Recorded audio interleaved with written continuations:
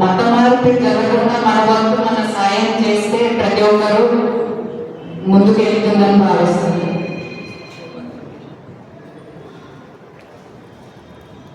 శ్రీ రావిమంతుల శశిధర్ గారిని మాట్లాడవలసిందిగా కోరుతున్నాను.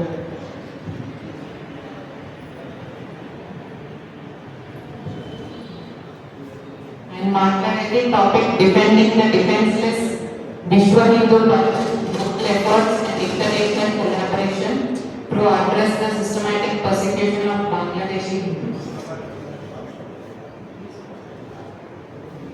जय श्री राम, जय श्री राम, अखंड भारत की जय। आज एक विशेष दिवस है, 6 दिसंबर।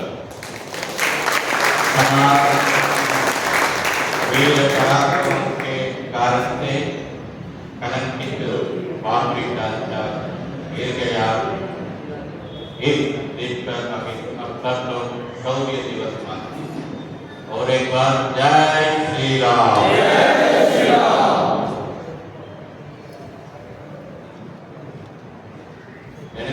पूज्य स्वामी जी स्वामी जी भारत नमस्करिस्तु प्रसाद जी राजगोपाल जी వేదిక మీద ఉన్నటువంటి పెద్దలు, కార్యక్రమంలో ఉన్నటువంటి పెద్దలు, యుద్ధాయ యుద్ధ నిశ్చయం భగవద్గీత సారాంశం వెనకాల భగవద్గీత ఉంది.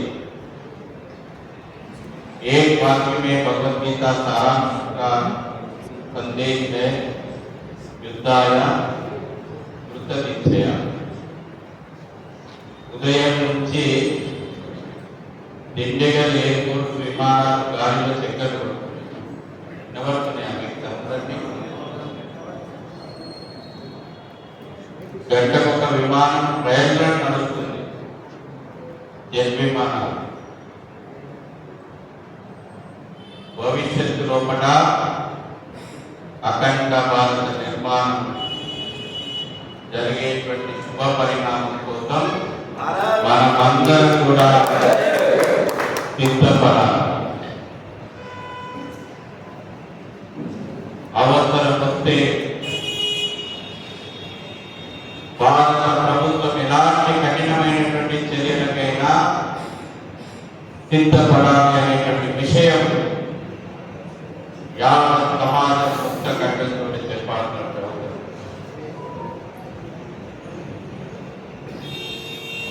ఈ దేశాన్ని మతం ఆధారంగా ముక్కలు చేస్తుంది. 1947 ఆగస్టు 15న మతం ఆధారంగా 30 లక్షల మంది హిందువుల యొక్క, మన సోదరుల యొక్క రక్తం ఏరులై పాల్గొంటే సుమారు 20,000 మంది మన మాతృమూర్తుల పైన అత్యాచారాలు జరుగుతుంటే తెచ్చుకున్నటువంటి స్వాతంత్రం ఎగిరేస్తున్న మనం ఎర్రకోట మీద త్రివర్ణ పతాకం 30 లక్షల మంది హిందువుల యొక్క రక్తాన్ని పాలించి బాబాసాహెబ్ అంబేద్కర్ ఆ రోజే చెప్పిండు, ఈ దేశం మతం ఆధారంగా విభజన చేయాల్సి వస్తే अगर देश मजहब आधार से विभाजन होना चाहिए तो पॉपुलेशन एक्सचेंज करना जरूरत है। ये विषय तब अम्बेडकर जी बोले, मगर वो लोग है ना ఈ దేశాన్ని కేకు పంచుకున్నట్టు తమ రాజకీయ పదవి కాంక్ష కోసం ఈస్ట్ పాకిస్తాన్ లోపల, వెస్ట్ పాకిస్తాన్ లోపల హిందువుల యొక్క ప్రాణాలను గాలికి వదిలేసి జిన్నా ఒకవైపు, నెహ్రూ ఒకవైపు ఈ దేశాన్ని ఆర్పులు పంచుకున్నట్టు పంచుకున్నారు. పావురాలు ఎగిరేకులు ఒకవైపు, పైజామా ఎగిరేకులు ఒకవైపు.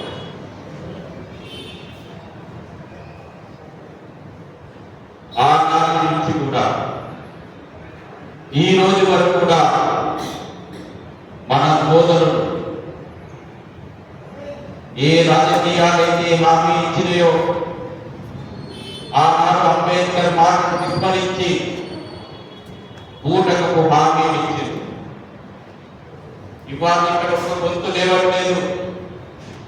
ఎవరు బంగ్లాదేశ్ ఒకట, ఈనాడు పాకిస్తాన్ ఒకట అంటే కడు పేదలు. ఈనాడు మనం చెప్పుకుంటున్నటువంటి కులాల ఆధారంగా చెప్పాలంటే దళిత సామాజిక వర్గానికి సంబంధించినటువంటి పేదలు మాటలు నమ్మి, ఆనాటి రాజకీయాల యొక్క మాటలు నమ్మి, జోగేంద్రనాథ్ మండల్ అనేటువంటి నేత యొక్క మాటలు నమ్మి అక్కడ ఉండిపోతే మాకు ఏ విధంగా పడగలు పెట్టుతుంది, ఏ విధంగా ఊచకోతలు పోతుంది. ఆనాడు మొట్టమొదటి భారతదేశం యొక్క న్యాయ శాఖ మంత్రి డాక్టర్ బాబాసాహెబ్ అంబేద్కర్ మాటలను విస్మరించి హిందువులాగా మీరు ఇక్కడే ఉండిపోయి అని చెప్పినటువంటి ఆనాడు పాకిస్తాన్ న్యాయ శాఖ మంత్రి జోగేంద్రనాథ్ మండల్ యొక్క మాటను నమ్మి అక్కడ కడు పేదలైనటువంటి హిందువులు ఉంటే చివరికి జోగేంద్రనాథ్ మండలకు పడినటువంటి గతి ఏంటంటే కట్టు బట్టలతోటి భారతదేశానికి ప్రాణాలు అరచేతులు పెట్టుకోవచ్చు. ఈ రోజు ఇక్కడ ఎక్కడ నోరు మెదలట్లేదు, మానవ హక్కుల నోటు మెదలట్లేదు, మానవత్వం వస్తలేదు బంగ్లాదేశ్ ఒకట. ఎందుకంటే బాధలు హిందువులు హత్యలకు అత్యాచారాలకు గురైంది మన సోదరులైనటువంటి హిందువులు. మహిళా సంఘాలకు నోరొస్తలేదు. సామూహికంగా ఒక్కొక్క వీడియో చూస్తుంటే రక్తం నిండిపోతుంది. మన సోదరి మండలం బలవంతంగా నాకెళ్ళి సామూహికమైనటువంటి అత్యాచారాలు చేస్తున్నారే. ప్రపంచం కన్నుమూస్తుంది, ప్రపంచం నోరుముగవేయింది. ఈ దేశంలో ఉన్నటువంటి కుహానా రాజకీయాలు కూడా మీ స్వార్థ రాజకీయాల కోసం ఈ దేశాన్ని పంచిలో ఎందుకు ఇవాళ బంగ్లాదేశీ హిందువుల పక్షాన ఒక్కడారు ఈ దేశంలో భాగమైనటువంటి ప్రజలు 1947 ఆగస్టు 15 కంటే ముందు ఈ భారత మాత బిడ్డలు ఈ దేశ స్వాతంత్రంలో కూడా భాగమైనటువంటి వారు వాస్తవికంగా హిందువులను చంపుతుంటే కుహానా సెక్యులర్ నేతలారా మీ నోటు పడిపోయినాయని వాళ్ళకి మత్తులో ఉన్నది వాళ్ళ హిందువు, కుహానా సెక్యులరిజం అనేటువంటి మత్తులో ఉన్నది వాళ్ళ హిందువు. ఆ మత్తు వదిలించుకుంటేనే ఇవాళ కొన్ని శక్తులు చాలా తెలుస్తున్నాయి. బంగ్లాదేశ్ యొక్క పరిణామాలు భారత్లో కూడా తీసుకొస్తారట. భారత్ తేరే టుకడే ఉంగే ఇన్షాల్లా అనేటువంటి నినాదాలు చేస్తా ఉన్నారు. నిన్ననే యోగి ఆదిత్యనాథ్ చెప్పినట్టు బాబాను ఔరంగజేబు DNA ఇంకా ఈ దేశంలో కూడా ఉన్నది. బాబాను ఔరంగజేబు అక్బర్ల యొక్క DNA వాగుతుంది వల్ల భారతం ముక్కలు చేస్తారట. అదే DNA వాగుతుంది 15 నిమిషాలు టైం ఇస్తే హిందువులకు ఊచకొత్తకొస్తారట. భాగ్యనగరాన్ని వాగుతుంది DNA. అదే DNA వాగుతుంది సనాతన ధర్మాన్ని ఎరాడికేట్ చేస్తారట. అరే గుర్తు పెట్టుకోండి, మీ మొగలను తరిమి కొట్టినటువంటి వీరోచితమైనటువంటి పోరాటాలు చేసి ఈ భగవాన్ ధ్వజాన్ని భూమి మీద రెపరెపలాడించినటువంటి వాళ్ళకు వారసులుగా మేము ఆ రక్తమాతీయని మాదిరా భయంతో పారిపోయి భయంతో బతుకు తీరానటువంటి పారిపోయినటువంటి DNA నీదిరా. నువ్వు ఇవాళ సనాతనమైనటువంటి ధర్మాన్ని ఎరాడికేట్ చేస్తాను. నీ DNA 15 నిమిషాలు టైం ఇస్తే హిందువులను కూర్చొకొస్తాడు. హిందూ సమాజం నిద్ర లేవాలి, మొద్దు నిద్ర లేవాల్సినటువంటి అవసరం ఉంది. ఇవాళ ఏం జరుగుతుంది బంగ్లాదేశ్ లోపల, ఏం పాఠాల వల్ల బంగ్లాదేశ్ లోపల మనకు కనబడుతున్నాయి. భవిష్యత్తు భారతీయ పాఠాలు నేర్చుకోవాలి. అక్కడ ప్రపంచాన్ని నమ్మించారు, రిజర్వేషన్ల కోసం ఉద్యమం అని చెప్పి ప్రజలు నమ్మించారు. నమ్మించిన తర్వాత అక్కడ ప్రజాస్వామ్యంగా ఎన్నికైనటువంటి షేక్ హసీనా ప్రభుత్వాన్ని కుప్పగుంచి జమైతే ఇస్లామియా బంగ్లాదేశ్ హిజ్బుల్ ముజాహిదీన్ నేతృత్వంలో ఇస్లామిక్ మతోన్మాద శక్తులవన్నీ కూడా భారతదేశ స్వాతంత్రానికి ముందు పురుడు పోసుకొని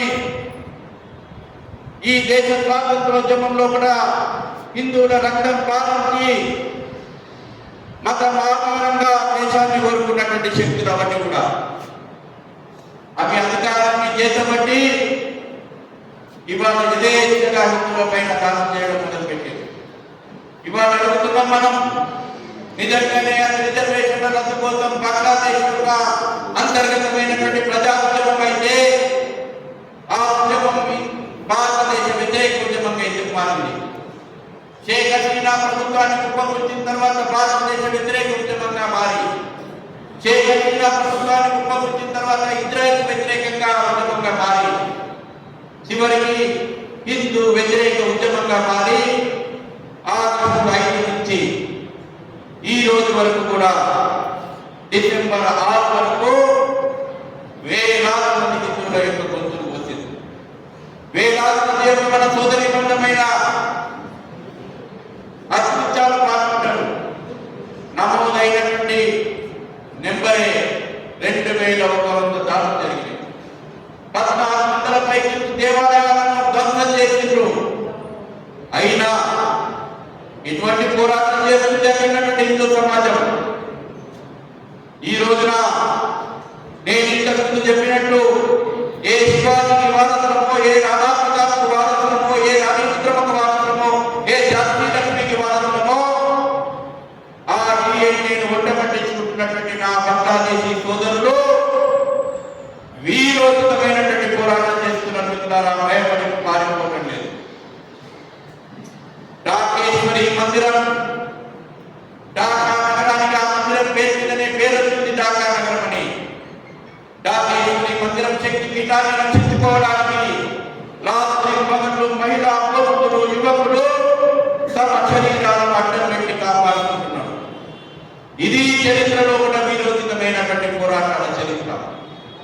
ఈ రోజున మనం చేయాల్సింది బంగ్లాదేశీ హిందువుల యొక్క పక్షాన మనం నిలబడాల్సినటువంటి యావత్ ప్రపంచాన్ని నోరు విప్పామని ఇవాళ మనం చూస్తా ఉన్నాం. సెలబ్రిటీ ఎక్కడ పోయిండ్రు, ఒక్కొక్క సినిమా హీరోయిన్ వచ్చిండ్రు.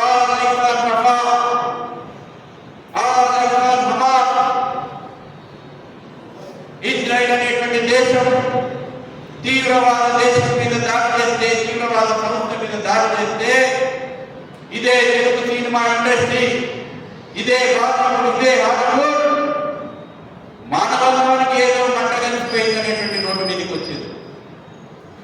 ఇదే మీడియా, ఇదే తెలుగు మీడియా రోజు ఒక ఫోటో ప్రథమ ఫ్రంట్ పేజ్ లో ముద్రీకరించి అక్కడేదో మానవత్వం మంట కలిసిపోతుందని ప్రచారం చేసింది.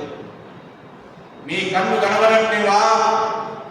మీ చెవులకు బంగ్లాదేశ్ యొక్క ఆక్రమణలు, హిందువుల యొక్క ఆక్రమణలు వినబడేటట్లేదా? చూపెట్టే సెక్యులరిజం పునాదులకు సమస్య వచ్చింది. ఈ దేశంలో కూడా హిందుత్వం గురించి మాట్లాడితే సెక్యులరిజం పునాదులకు ఏదో సమస్య వచ్చినట్టు వీటిని కదా, ఈ భావజాలాన్ని కదా ఇవాళ మనం పరిసమాప్తం చేస్తే భవిష్యత్తులో కూడా భారత క్షేమంగా ఉంటుంది. ఈ రోజు ఇక్కడ ఎందుకు సమావేశాలు పెట్టుకుంటున్నాం? మనం పోరాడుతున్నాం. మన సోదరులు, మన సోదరీమణులు వీరోచితమైనటువంటి పోరాటం చేస్తున్నప్పుడు చాలా సమస్య లేదు. ఖచ్చితంగా బంగ్లాదేశ్ ఒకట ఇస్లామిక్ మతోన్మాద జిహాదీ తీవ్రవాదాన్ని హిందూ సమాజం పొందబెట్టి తీరుతుంది. ఇందులో మీకు అనుమానమే లేదు. ఆ మతోన్మాద భావజాల దేశంలో కూడా ఏ విధంగా పడగబెట్టుతుందో ఒక్కసారి మనం ఆలోచన చేయాలి. అందుకే ఇవాళ నగరంలో కూడా తప్పుడు చరిత్ర చదువుకుంటున్నాం మనం. ఈ దేశం ఎన్నడూ ఓడిపోలేదు, ఈ దేశం ఎన్నడూ తలదించలేదు. ఒక సందర్భంలో కూడా ఒక అడుగు వెనుకేసిందంటే మన లోపల ఉన్నటువంటి బలహీనతలు కారణం ఇట్లా. మన లోపల ఉన్నటువంటి బలహీనతలు ఈ దేశం అనేక మూల్యం చెల్లించుకుంది. హిందూ సమాజం నిద్రపోవడం కారణంగా,